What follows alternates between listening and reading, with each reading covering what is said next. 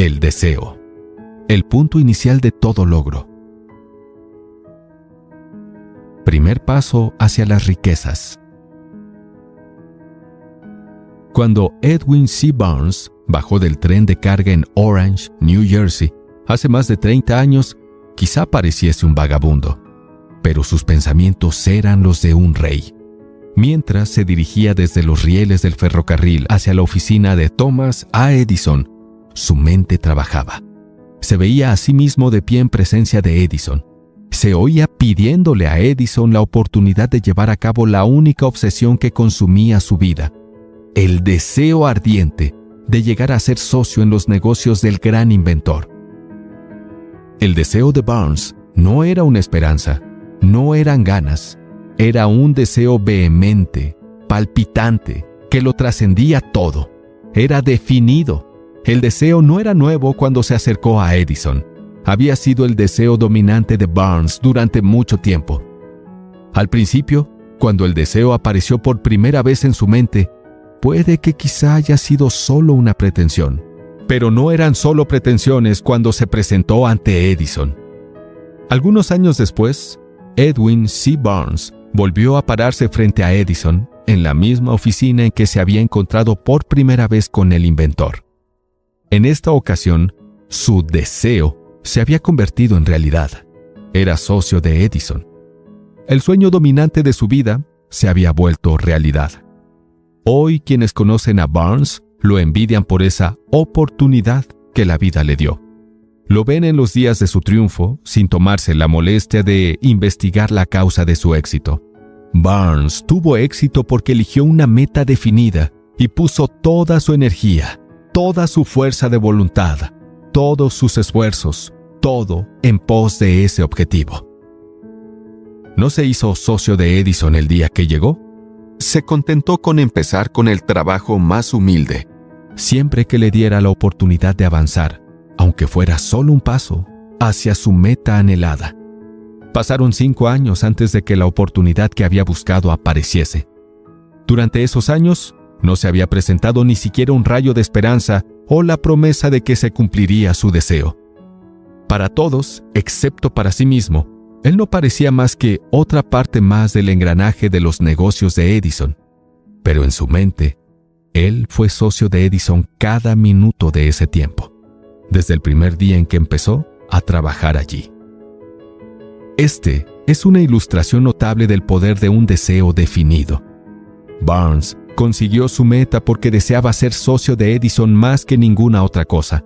Creó un plan con el que alcanzar su propósito, pero quemó todas sus puentes tras de sí. Se mantuvo firme en su deseo, hasta que éste se convirtió en la obsesión dominante de su vida y, finalmente, en una realidad. Cuando viajó a Orange, no se dijo a sí mismo: trataré de convencer a Edison de que me dé algún trabajo, sino: voy a ver a Edison y le pondré sobre aviso de que he venido para convertirme en su socio de negocios.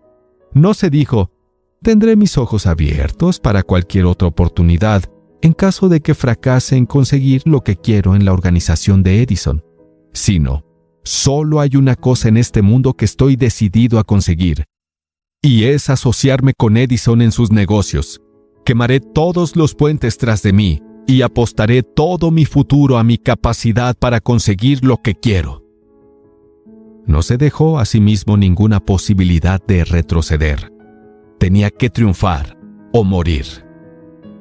Esa es toda la historia del éxito de Barnes. Hace mucho tiempo, un gran guerrero afrontó una situación que requería de él una decisión que garantizara su éxito en el campo de batalla. Iba a enviar sus tropas contra un enemigo poderoso, cuyos hombres superaban a los suyos en número. Embarcó a sus soldados, navegó hacia el país enemigo, desembarcó soldados y equipos, y entonces dio la orden de quemar las naves que los habían llevado hasta allí.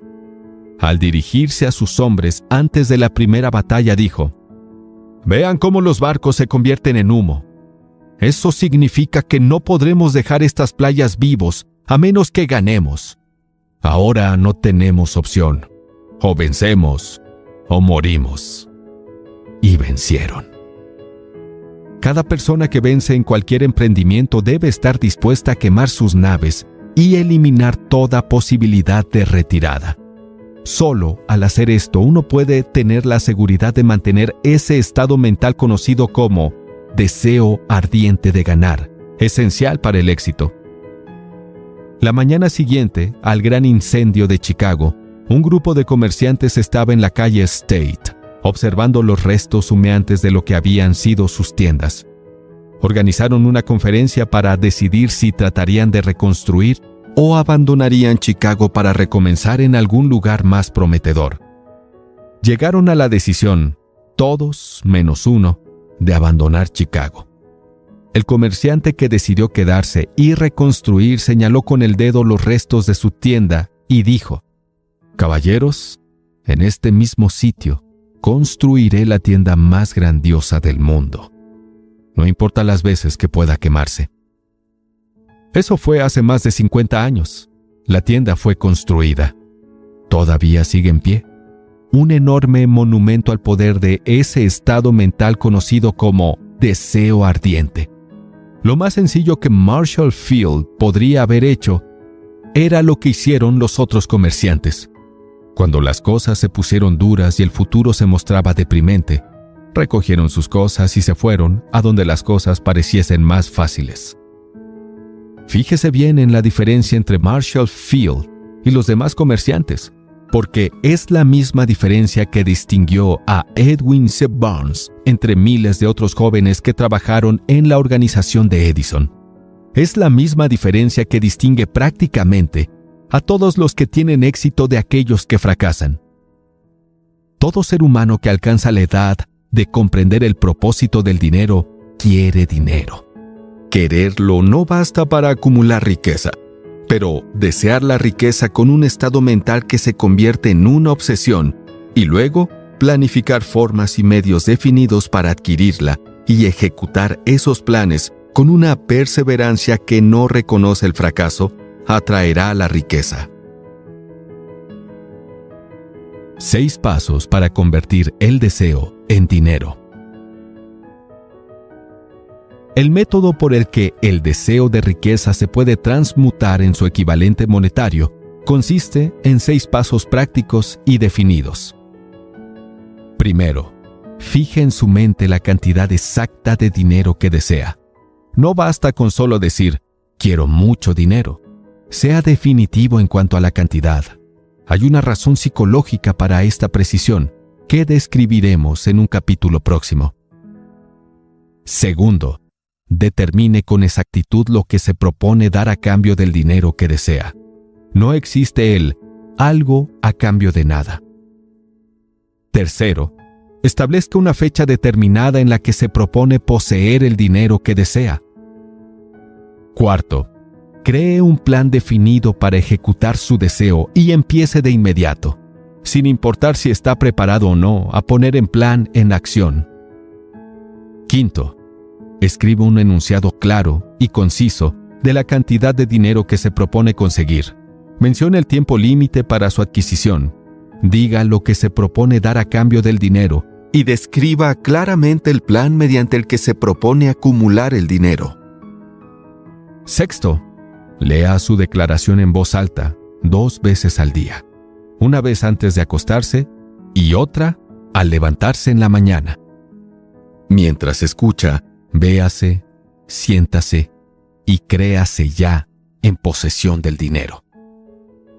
Es importante que siga las instrucciones descritas en estos 6 pasos. Es especialmente importante que observe y siga las instrucciones del 6º paso. Tal vez se queje de que le resulta imposible verse en posesión del dinero antes de tenerlo realmente.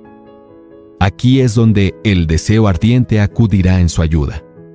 Si usted realmente desea el dinero con tanta vehemencia que su deseo se convierte en una obsesión, no tendrá dificultad en convencerse de que lo adquirirá. El objetivo es querer el dinero y llegar a estar tan determinado a poseerlo que usted se convenza a sí mismo de que lo tendrá. Solo aquellos que desarrollan conciencia del dinero llegan a acumular grandes riquezas. Conciencia del dinero significa que la mente se ha saturado tan completamente con el deseo de dinero que uno se puede ver a sí mismo ya poseyéndolo. Para el no iniciado, quien no se ha educado en los principios de cómo trabaja la mente humana, quizás estas instrucciones parezcan poco prácticas. Para aquellos que no consigan reconocer la validez de estos 6 puntos, puede ser útil saber que la información que los puntos transmiten fue recibida de Andrew Carnegie, quien comenzó como un obrero común en una siderúrgica, pero se las arregló, pese a sus humildes comienzos, para que estos principios le rindieran una fortuna de más de $100 millones. Puede ser de ayuda adicional saber que los 6 pasos recomendados aquí fueron cuidadosamente estudiados por Thomas A. Edison, que puso su sello de aprobación en ellos por ser no solo los pasos esenciales para la acumulación de dinero, sino necesarios para la consecución de cualquier objetivo definido. Estos pasos no piden trabajar duro, tampoco piden ningún sacrificio, no requieren que uno se vuelva ridículo ni crédulo. Aplicarlos no requiere de gran educación, pero la aplicación eficaz de estos 6 pasos requiere la suficiente imaginación que nos permita ver y comprender que la acumulación de dinero no se puede dejar al azar, a la buena suerte o al destino. Uno debe entender que todos los que han acumulado grandes fortunas primero soñaron, esperaron, anhelaron, desearon y planearon antes de adquirir el dinero. También sabrá, en este punto, que nunca tendrá riquezas en grandes cantidades a menos que pueda llegar a ser la viva expresión ardiente del deseo por el dinero y realmente creer que lo poseerá.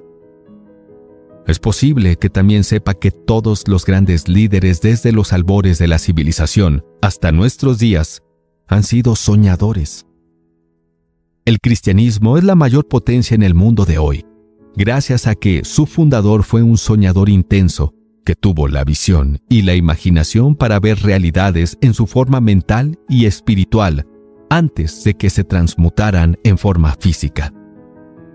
Si usted no puede ver grandes riquezas en su imaginación, nunca las verá en su cuenta bancaria. Nunca, en la historia de este país, han existido tan grandes oportunidades para los soñadores prácticos como ahora. El colapso económico de 6 años, luego de la Gran Depresión, ha reducido a todos los individuos sustancialmente al mismo nivel. Una nueva carrera está a punto de comenzar. Las recompensas representan enormes fortunas que serán acumuladas en los próximos 10 años. Las reglas de la carrera han cambiado, porque ahora vivimos en un mundo que ha cambiado, que sin duda favorece a las masas. Aquellos que tenían poca o ninguna oportunidad de ganar en las condiciones existentes durante la depresión, cuando el miedo paralizó el crecimiento y el desarrollo. El poder de los grandes sueños. A nosotros, quienes estamos en esta carrera hacia la riqueza, debe motivarnos a ver que este mundo cambiante exige nuevas ideas, nuevas maneras de hacer las cosas, nuevos líderes, nuevos inventos, nuevos métodos de enseñanza, nuevos métodos de mercadeo, nuevos libros, nueva literatura, nuevos programas de radio, nuevas ideas para el cine. Tras toda esta demanda de cosas nuevas y mejores, hay una cualidad que uno debe poseer para ganar, y es la definición del propósito, el conocimiento exacto de lo que uno quiere y un deseo ardiente de poseerlo. La Gran Depresión marcó el final de una época y el nacimiento de otra. Este mundo cambiado requiere de soñadores prácticos que sean capaces de poner y pongan sus sueños en acción. Los soñadores prácticos siempre han sido y siempre serán los creadores de tendencias de la civilización. Los que deseamos acumular riqueza, debemos recordar que los verdaderos líderes del mundo han sido siempre personas que han sabido aprovechar y dar uso práctico a las fuerzas invisibles e intangibles de la oportunidad aún sin nacer, y han convertido esas fuerzas o impulsos de pensamiento en rascacielos, ciudades, fábricas, aviones, automóviles y toda forma de conveniencia que hace la vida más placentera. La tolerancia y una mente abierta son las necesidades prácticas del soñador de hoy. Aquellos que tienen miedo de las nuevas ideas están condenados al fracaso desde antes de empezar. Nunca ha habido un momento más favorable para los pioneros que el presente. Es cierto, no hay ningún salvaje oeste para ser conquistado, como en los días de las caravanas, pero hay un vasto mundo de negocios, financiero e industrial, listo para ser remodelado y redirigido hacia nuevas y mejores formas. Al planear la adquisición de su porción de riqueza, no se deje influir por quienes menosprecien sus sueños. Para lograr grandes ganancias en este mundo nuevo y cambiado, uno debe captar el espíritu de los grandes pioneros del pasado, cuyos sueños le han dado a la civilización todo lo que tiene de valioso. El espíritu que sirve como la sangre que da vida a nuestro propio país, a sus oportunidades y las mías, para alimentar y mercadear nuestros talentos. No olvidemos que Colón soñaba con un mundo desconocido. Apostó su vida a la existencia de ese mundo y lo descubrió. Copérnico, el gran astrónomo, soñaba con una multiplicidad de mundos y los reveló. Nadie lo denunció como impráctico después de que triunfó. En cambio, el mundo de hoy lo venera, demostrando una vez más que el éxito no requiere disculpas y el fracaso no acepta coartadas. Si lo que usted quiere hacer es correcto y usted cree en ello, adelante, hágalo. Ponga sus sueños a trabajar y no haga caso de lo que los demás puedan decir si usted enfrenta algún fracaso temporal. Quizá ellos no saben que cada fracaso lleva consigo la semilla de un éxito equivalente. Henry Ford, pobre y sin educación, soñó con un carruaje sin caballos. Se puso a trabajar con todas las herramientas que poseía, sin esperar a que la oportunidad lo favoreciera, y ahora las evidencias de su sueño están por todo el planeta. Ha puesto más ruedas a rodar que cualquier otro hombre que haya vivido, porque no tenía miedo de creer en sus sueños. Thomas Edison soñó con una lámpara que funcionara con electricidad. Empezó a poner su sueño en acción, y a pesar de sus más de 10,000 fracasos, se mantuvo firme en su sueño hasta que lo convirtió en una realidad física. Los soñadores prácticos no renuncian ni abandonan. Wieland soñó con una cadena de tiendas de cigarros, transformó su sueño en acción y ahora las United Cigar Stores ocupan las mejores esquinas de las ciudades estadounidenses. Lincoln soñó con libertad para los esclavos, puso su sueño en acción y apenas se perdió de la oportunidad de ver un norte y un sur unidos, haciendo su sueño realidad. Los hermanos Wright soñaron con una máquina que surcara el aire. Ahora podemos ver en todo el mundo que sus sueños eran correctos. Marconi soñaba con un sistema para dominar las intangibles fuerzas del éter. Las pruebas de que no soñaba en vano podemos encontrarlas en cada aparato sin cables y de radio en el mundo. El sueño de Marconi logró poner lado a lado desde la más humilde cabaña a la más majestuosa casa señorial. Hizo a la gente de todas las naciones vecinos de al lado. Dio al presidente de Estados Unidos un medio por el cual él puede hablar al mismo tiempo con toda la gente del país. Quizá le interese saber que los amigos de Marconi lo pusieron bajo custodia y fue examinado en un hospital psiquiátrico cuando anunció que había descubierto un principio mediante el cual podría enviar mensajes a través del aire sin la ayuda de cables ni ningún otro medio físico de comunicación. A los soñadores de hoy en día les va mejor. El mundo se ha acostumbrado a los nuevos descubrimientos. De hecho, ha mostrado una voluntad para recompensar al soñador que da al mundo alguna nueva idea. El mayor de los logros fue, al principio y durante un tiempo, solo un sueño. El roble duerme en la bellota, el ave espera en el huevo, y en la más alta visión del alma se mueve un ángel. Los sueños son el semillero de la realidad. El mundo está lleno de una abundancia de oportunidades que los soñadores del pasado jamás conocieron.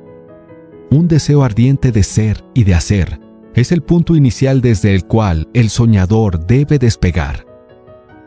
Los sueños no nacen de la indiferencia, la pereza, ni la falta de ambición. El mundo ya no se burla del soñador ni le llama poco práctico. Si cree que lo hace, haga un viaje a Tennessee y sea testigo de lo que un presidente soñador hizo para aprovechar y utilizar el poder del agua en Estados Unidos. Hace una veintena de años, ese sueño hubiera parecido una locura. Usted quizá ha sufrido decepciones y posiblemente sufrió fracasos y derrotas durante la Gran Depresión. Quizá ha sentido como ese gran corazón dentro suyo fue aplastado hasta sangrar. Tome fuerzas y valor. Estas experiencias han moldeado el metal espiritual de que usted está hecho y son activos de valor incomparable. Recuerde también que todos los que consiguen triunfar tienen un mal comienzo y pasan por muchas dificultades antes de llegar. El punto de cambio en la vida de la gente de éxito usualmente llega en el momento de alguna crisis, en medio de la cual son presentados con su otro yo. John Bunyan escribió Pilgrim's Progress, que está entre lo mejor de la literatura inglesa, después de haber estado confinado en prisión y haber sido duramente castigado a causa de sus ideas sobre la religión. D. Henry descubrió el genio que dormía en su cerebro después de haberse topado con un gran infortunio y haber sido encarcelado en Columbus, Ohio. Forzado por su desgracia a conocer a su otro yo y a usar su imaginación, descubrió que era un gran autor en vez de un criminal despreciable. Extraños y variados son los caminos de la vida y más extraños aún los caminos de la inteligencia infinita, a través de la cual las personas a veces son obligadas a soportar todo tipo de castigo antes de descubrir sus propios cerebros y su propia capacidad para crear ideas útiles a través de la imaginación. Edison, el inventor y científico más grande del mundo, era un telegrafista vagabundo que fracasó innumerables veces antes de ser llevado a finalmente descubrir el genio que dormía dentro de su cerebro. Charles Dickens empezó pegando etiquetas en latas de betún. La tragedia de su primer amor penetró las profundidades de su alma para convertirlo en uno de los autores verdaderamente grandiosos de este mundo. Esa tragedia produjo primero David Copperfield y luego una sucesión de obras que hicieron de este un mundo mejor y más rico para todo aquel que lee sus libros.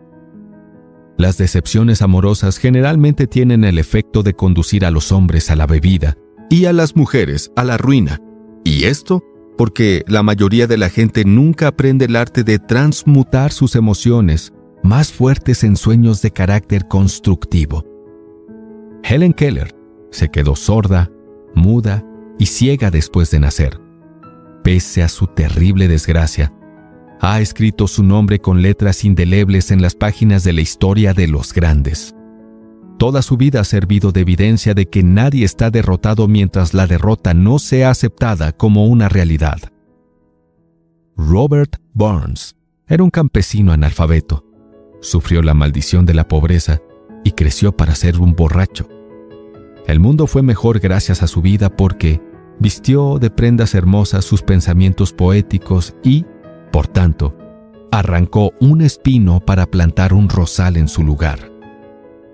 Booker T. Washington nació en esclavitud, perjudicado en su momento por su raza y color. Pero como era tolerante y tuvo una mente abierta en todo momento sobre todos los temas y era un soñador, dejó su huella para el bien de toda una raza. Beethoven era sordo y Milton ciego, pero sus nombres perdurarán en el tiempo porque soñaron y tradujeron sus sueños en pensamientos organizados. Antes de pasar al siguiente capítulo, reviva nuevamente en su mente el fuego de la esperanza, fe, valentía y tolerancia. Si usted posee estos estados mentales y un conocimiento de los principios descritos, todo lo demás que necesita vendrá a usted, cuando estás listo para ello. Dejemos que Emerson describa este pensamiento en las siguientes palabras.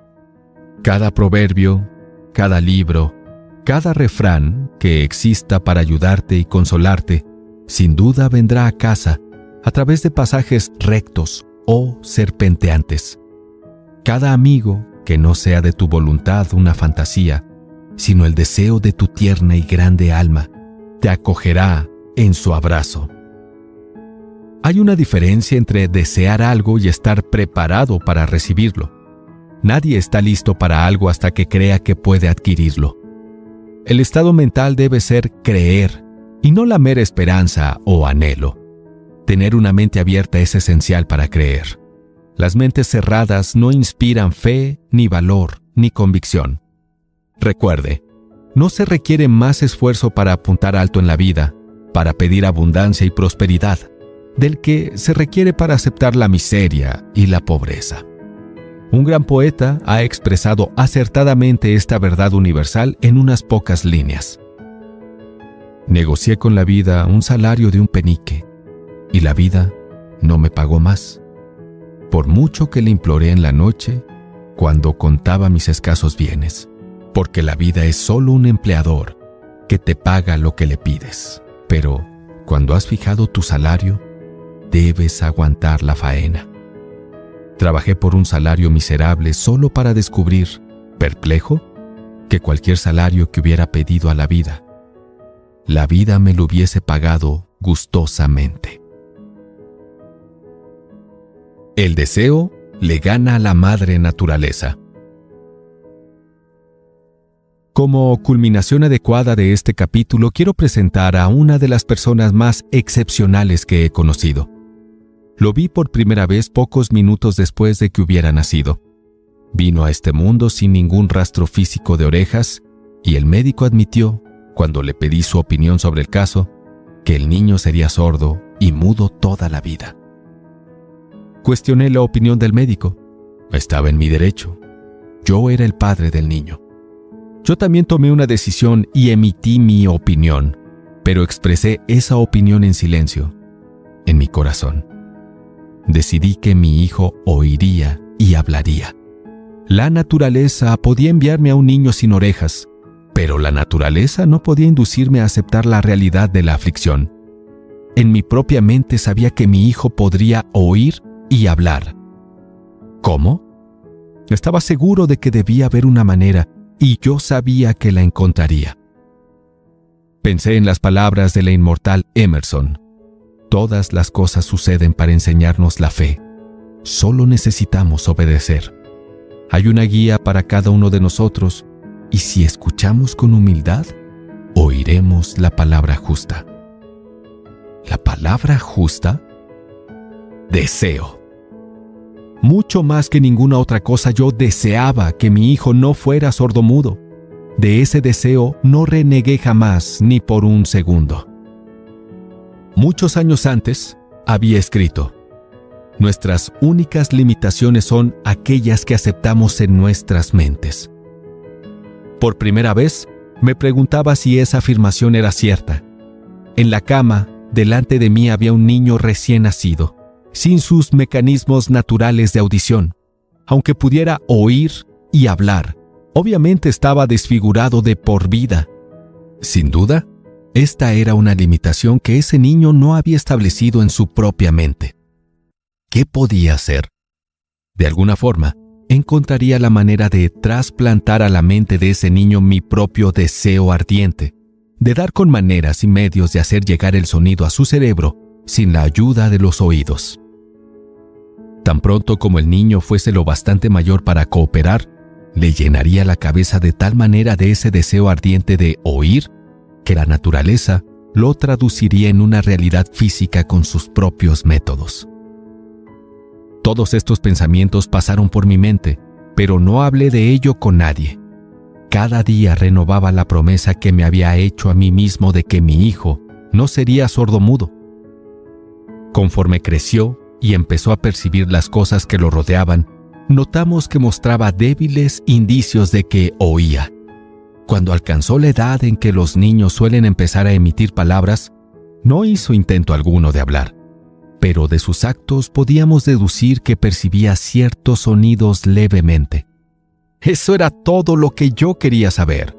Estaba convencido de que sí podía oír, aunque fuese débilmente. Sería capaz de desarrollar una mayor capacidad auditiva. Entonces sucedió algo que me llenó de esperanza. Surgió de algo totalmente inesperado. Un accidente que cambió una vida. Compramos un fonógrafo.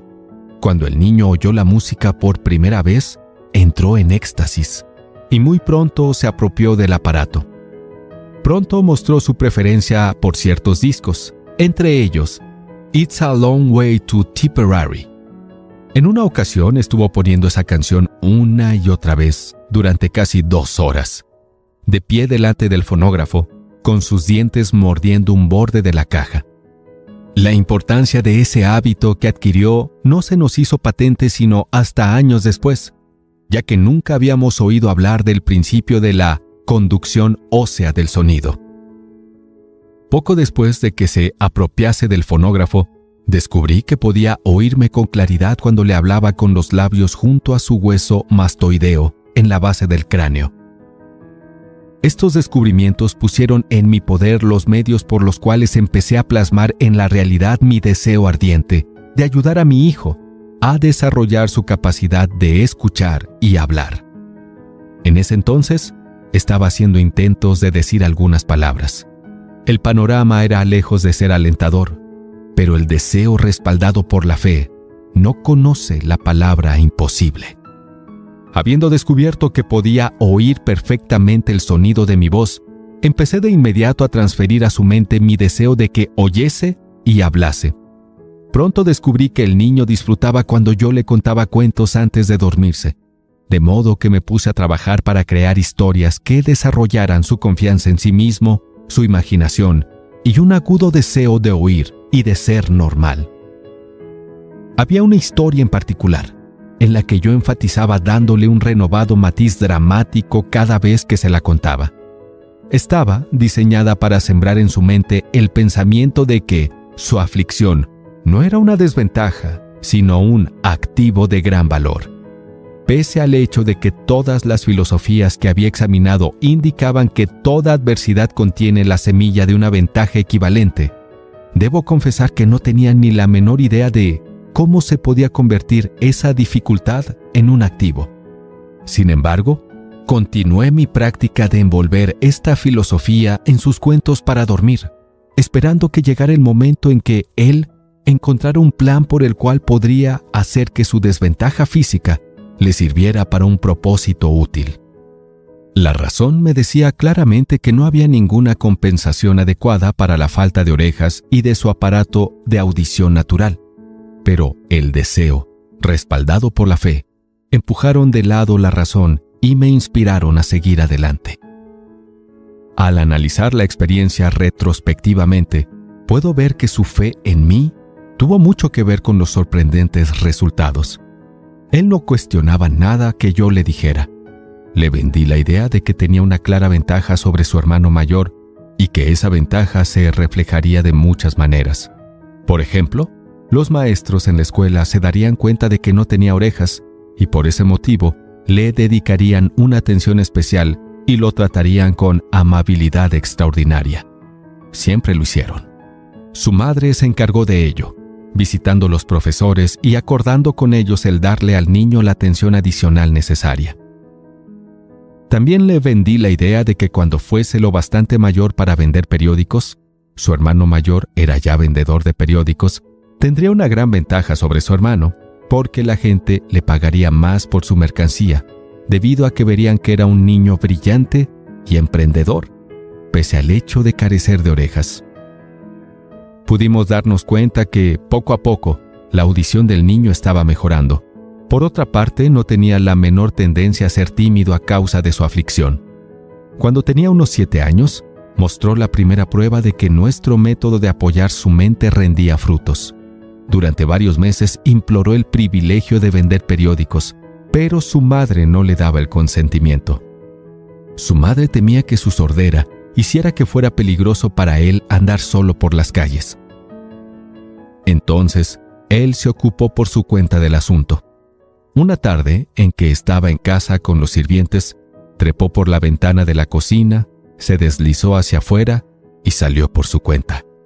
Le pidió prestados 6 centavos al zapatero del barrio.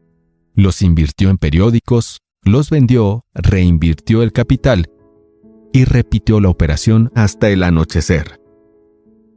Después de hacer el balance de sus cuentas y de devolverle a su banquero los 6 centavos que le había prestado, tenía una ganancia neta de 42 centavos. Cuando volvimos a casa aquella noche, lo encontramos durmiendo en su cama, apretando el dinero en un puño.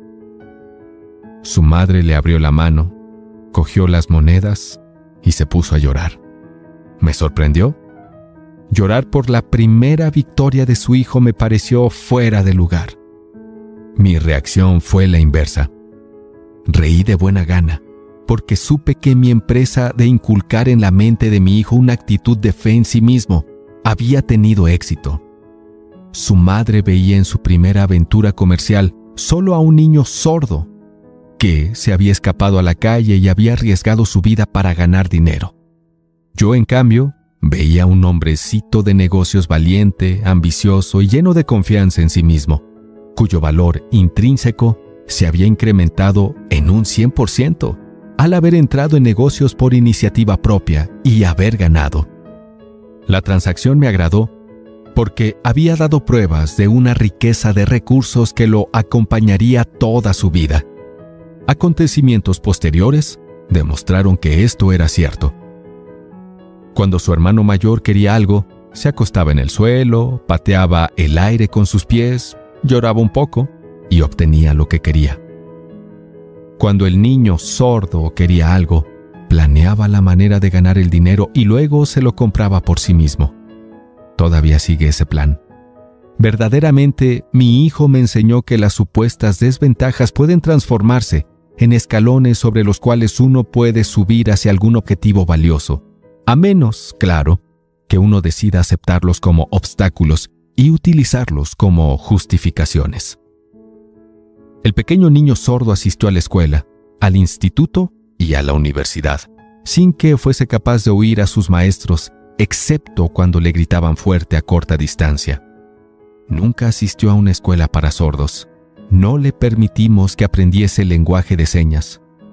Habíamos decidido que viviría una vida normal y que se asociaría con niños normales y mantuvimos esa decisión, aunque nos costó muchas discusiones acaloradas con funcionarios escolares. Cuando estaba en la secundaria, probó un aparato eléctrico para mejorar la audición, pero no dio resultados, debido a, según creemos, una condición que fue descubierta cuando el niño tenía 6 años por el Dr. J. Gordon Wilson de Chicago, cuando, al operar un lado de la cabeza del niño, descubrió que no tenía aparato auditivo de ese lado. Durante su última semana en la universidad, 18 años después de esa operación, sucedió algo que marcó el hito más importante de su vida. En lo que pareció una mera casualidad, entró en posesión de otro aparato eléctrico para oír mejor, que le enviaron para probar. Estuvo indeciso en probar el aparato debido a su desilusión con otro aparato similar. Finalmente lo tomó, se lo puso en la cabeza, le conectó las baterías y, sorpresa, como por arte de magia, su deseo de toda la vida de oír normalmente se convirtió en realidad. Por primera vez oía tan bien como cualquier persona con audición normal. Dios se mueve en forma misteriosa. Sus maravillas se muestran así. Loco de felicidad con el nuevo mundo que acababa de descubrir a través de ese aparato auditivo, se precipitó al teléfono, llamó a su madre y oyó su voz a la perfección. Al día siguiente oía con claridad las voces de sus profesores en clase, por primera vez en su vida. Antes, solo las oía si le gritaban de cerca. Por primera vez en su vida, pudo conversar con la gente sin necesidad de que le hablaran duro. realmente había entrado en posesión de un mundo distinto. Nos habíamos negado a aceptar el error de la naturaleza y gracias al deseo persistente, habíamos inducido a la naturaleza a corregir ese error a través de los únicos medios prácticos disponibles. El deseo había comenzado a dar dividendos, pero la victoria todavía no era completa. El muchacho tenía que encontrar todavía una manera definida y práctica de convertir su discapacidad en una ventaja equivalente. Ideas que obran milagros. Sin apenas darse cuenta de la importancia de lo que ya había logrado, pero embriagado con la alegría del descubrimiento de ese mundo de sonidos, escribió una entusiasta carta al fabricante del audífono, relatándole su experiencia. Algo en esa carta, algo que quizá no estaba escrito en esas líneas, sino tras de ellas, hizo que la compañía lo invitase a Nueva York. Cuando llegó, lo llevaron a visitar la fábrica y mientras hablaba con el ingeniero jefe, contándole de su mundo recién descubierto, una corazonada, una idea o una inspiración, llámesela como se quiera, destelló en su mente. Era ese impulso de pensamiento que convertiría su discapacidad en una ventaja, destinada a pagar dividendos tanto en dinero como en felicidad para miles de personas por muchos años por venir. El resumen y sustancia de ese impulso de pensamiento fue así. Se le ocurrió que él podría ser de gran ayuda para los millones de personas sordas que viven sin el beneficio de audífonos, si pudiera encontrar una manera de relatarles la historia de su nuevo mundo. Durante todo un mes llevó a cabo una intensa investigación, durante la cual analizó todo el sistema de mercadeo del fabricante de audífonos e ideó formas y medios de comunicarse con las personas con problemas auditivos de todo el mundo, para compartir con ellos su nuevo mundo. Una vez lo tuvo hecho, puso por escrito un plan de 2 años, basado en sus investigaciones. Cuando lo presentó a la compañía, al momento le ofrecieron un puesto para que llevara a cabo su ambición. No había soñado al empezar a trabajar que estaba destinado a llevar esperanza y alivio práctico a millares de sordos que, sin su ayuda, se hubieran visto condenados para siempre a la sordera. Poco después de que se asoció con el fabricante de su audífono, me invitó a asistir a una clase realizada por su empresa, con el propósito de enseñar sordomudos a oír y hablar. Nunca había oído de este tipo de educación, por lo que visité la clase escéptico, pero esperanzado de que mi tiempo no sería totalmente desperdiciado. Aquí vi una demostración que me amplió grandemente mi visión de lo que había hecho para despertar y mantener vivo en la mente de mi hijo el deseo de oír normalmente. Vi sordomudos a los cuales literalmente se les estaba enseñando a escuchar y a hablar, a través de la aplicación del mismo principio que yo había usado, más de 20 años antes, para salvar a mi hijo de ser sordomudo. Así, mediante algunos extraños giros de la rueda del destino, mi hijo Blair y yo habíamos sido destinados a ayudar a corregir la sordera para aquellos aún no nacidos, porque somos los únicos seres humanos, que yo sepa, que han establecido definitivamente el hecho de que la sordera puede ser corregida hasta restaurar a una vida normal para aquellos que sufren con este mal. Se hizo para uno, se hará para los demás. No me cabe duda de que Blair hubiera sido sordomudo toda su vida si su madre y yo no nos las hubiésemos ingeniado para formar su mente tal como lo hicimos. El médico que asistió a su nacimiento nos dijo, confidencialmente, que el niño nunca podría escuchar o hablar. Hace unas semanas, el doctor Irving Borges, un destacado especialista en tales casos, examinó a Blair muy a fondo.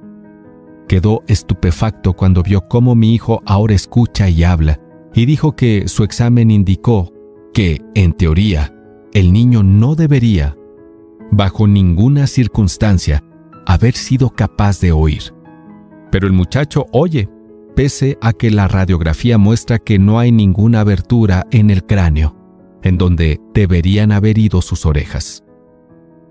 Cuando sembré en su mente el deseo de oír y de hablar y de vivir como una persona normal, Alguna extraña influencia hubo en ese impulso que hizo que la naturaleza tendiese una especie de puente para salvar el golfo del silencio que separaba su cerebro del mundo exterior, por algún método que ni siquiera el mejor de los especialistas podía explicar. Sería sacrilegio de mi parte tratar de siquiera conjeturar el cómo la naturaleza hizo este milagro. Sería imperdonable si yo dejo de contarle al mundo acerca del pequeño papel que jugué en esta extraña experiencia. Es mi deber y mi privilegio decir que creo, y no sin razón, que nada es imposible para la persona que respalda su deseo con una fe inquebrantable. En verdad, un deseo ardiente tiene maneras tortuosas de transmutarse en su equivalente físico. Blair deseaba una audición normal. Ahora la tiene. Nació con una minusvalía que fácilmente hubiera llevado a otro, con un deseo menos definido, a la calle, con un puñado de lápices en una mano y una lata vacía en la otra. Esa minusvalía ahora promete servir como el medio por el cual se dará un servicio útil a muchos millones de personas con problemas auditivos, así como el medio para que él tenga un trabajo de gran utilidad, con una muy adecuada compensación financiera por el resto de su vida. Las pequeñas mentiras piadosas que sembré en su mente cuando él era un niño, llevándolo a creer que su aflicción se convertiría en un gran activo que podría capitalizar, se justificaron solas. Ciertamente, no hay nada, sea correcto o incorrecto, que el creer, sumado a un deseo ardiente, no pueda hacer realidad. Estas cualidades son gratis para todos. En toda mi experiencia, en el trato con los hombres y las mujeres que tenían problemas personales, nunca manejé un solo caso que demuestre más definitivamente el poder del deseo. Los autores a veces cometen el error de escribir sobre temas de los cuales tienen solo conocimiento superficial o muy elemental. He tenido la suerte de haber tenido el privilegio de probar la solidez del poder del deseo a través de la aflicción de mi propio hijo. Tal vez fue providencial que la experiencia sucediera como lo hizo, porque seguramente nadie está mejor preparado que él para servir como ejemplo de lo que sucede cuando el deseo es puesto a prueba. Si hasta la madre naturaleza se dobla ante la voluntad del deseo, ¿es lógico pensar que simples mortales puedan derrotar a un deseo ardiente? Extraño e imponderable es el poder de la mente humana. No entendemos el método por el cual utiliza cada circunstancia, cada persona, cada cosa física a su alcance, como un medio para transmutar el deseo en su contraparte física. Tal vez la ciencia descubrirá este secreto algún día. Sembré en la mente de mi hijo el deseo de oír y hablar como una persona normal. Ese deseo ahora es una realidad. Sembré en su mente el deseo de convertir su mayor minusvalía en su mayor activo. Ese deseo se ha hecho realidad. El modus operandi mediante el cual se logró este resultado sorprendente no es difícil de describir. Consistió en 3 hechos muy definidos. Primero, mezclé fe con el deseo de una audición normal, el cual pasé a mi hijo. Segundo, le comuniqué a él mi deseo en todas las maneras concebibles, con un esfuerzo continuo y persistente a través de muchos años. Tercero, él me creyó. Usted nunca podrá ser cantante. Mientras se completaba este audiolibro, se anunció la muerte de Madame Schumann-Heink. Un breve párrafo en el despacho de noticias da una pista del estupendo éxito de esta mujer como cantante. Cito el párrafo porque la pista que contiene no es otra que el deseo. Al comienzo de su carrera, Madame Schumann-Heink visitó al director de la ópera de Viena para que le hiciera una prueba de voz, pero él no la aprobó. Después de echar un vistazo a la desgarbada y pobremente vestida muchacha, exclamó nada gentilmente: «Con esa cara y sin ninguna personalidad, ¿cómo espera tener éxito en la ópera? Mi buena niña, olvide esa idea. Cómprese una máquina de coser y póngase a trabajar. Usted nunca podrá ser cantante. Nunca es demasiado tiempo. El director de la Ópera de Viena sabía mucho sobre la técnica del canto, pero sabía muy poco del poder del deseo. Cuando éste asume proporciones de obsesión, si hubiera conocido mejor ese poder, no hubiese cometido el error de condenar el genio sin darle una oportunidad. Hace varios años, uno de mis empleados enfermó. Se puso cada vez peor a medida que el tiempo transcurría y finalmente lo llevaron al hospital para operarlo. Justo antes de que lo llevaran a la sala de operaciones, le eché un vistazo y me pregunté cómo alguien tan delgado y demacrado podría sobrevivir a una operación tan grande. El médico me advirtió que había pocas posibilidades de que volviera a verlo con vida. Pero esa era la opinión del médico. No era la opinión del paciente. Poco antes de que se lo llevaran al quirófano, me susurró con voz débil: «No se preocupe, jefe. En pocos días habré salido de aquí». La enfermera me miró apenada, pero el paciente se recuperó satisfactoriamente. Cuando todo hubo terminado, su médico me dijo: «No lo salvó otra cosa que su deseo de vivir. Nunca hubiera salido de esta si no se hubiese negado a aceptar la posibilidad de morir». Yo creo en el poder del deseo respaldado por la fe, porque he visto cómo ese poder eleva personas desde comienzos humildes a posiciones de poder y riqueza. Lo he visto robarse de la tumba a sus víctimas. Lo he visto servir de medio para que las personas se levantaran de nuevo después de haber fracasado en un centenar de formas distintas. Lo he visto darle a mi propio hijo una vida normal, feliz y llena de éxito, a pesar de que la naturaleza lo enviase a este mundo sin orejas. ¿Cómo se puede dominar y usar el poder del deseo? Eso queda explicado en este capítulo y los subsiguientes de este audiolibro. Este mensaje está saliendo al mundo al final de la más larga y quizás la más devastadora depresión que este país jamás ha conocido. Es razonable suponer que el mensaje llegue a muchos de los que han sido heridos por la depresión, aquellos que han perdido sus fortunas, otros que han perdido sus posiciones y a multitud de personas que deben hacer nuevos planes para volverse a levantar. A ellos, quiero transmitirles la idea de que todo logro, sin importar cuál sea su naturaleza o su propósito, debe comenzar con un deseo ardiente, intenso, por algo muy definido, mediante algún extraño y poderoso principio de química mental que la naturaleza no nos ha dejado aún descubrir. Este envuelve en el impulso del deseo ardiente, ese algo que no reconoce la palabra imposible, ni acepta la existencia de una realidad llamada fracaso.